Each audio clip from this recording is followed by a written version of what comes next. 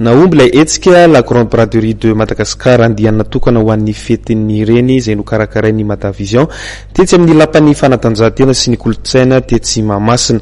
Na dia teo azy ny fahasahiranana ara-toekarena mianjady amin'ny firenena dia namaly ny antson'ny mpikarakara ireo mpitsidika. Nahatratra 5,7 nisan'ireo mpitsidika ilay hetsika la Grande Braderie de Madagascar andiany natokana ho an'ny fetin'ny reny izay nokarakrain'ny Madavision tetsy amin'ny lapan'ny fanatanjahantena sy ny kolontsaina tsy Mahamasina ny 13 hatramin'ny 17 May lasa teo.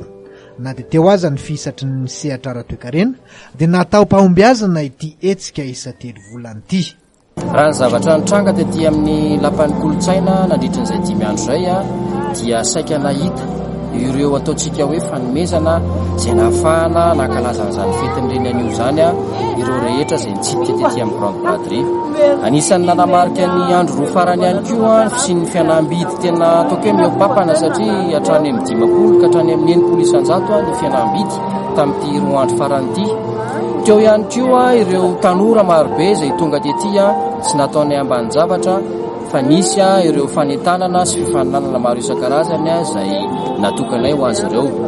Fehiny zany ho any mpikarakara na dia ataontsika raha hoe mafy zao vanim-potoana diavin'ny firenena malagasy zao satria miantraika mihitsiny any amin'ny fahefa-mividy tsirairay dia nanao izay azo nataony izay mpikarakara sy ireo mpiara-miasa aminay nanome fahafapoany rehetrarehetra ka dia azo lazaina fa afapoa izahay. Nanao izay mety tokoa ny mpikarakara sy ireo mpandray anjara mba hanomezana fahafapo ireo mpitsidika mahazatra ny la Grande Braderie de Madagascar tamin'ity andiany ray ity.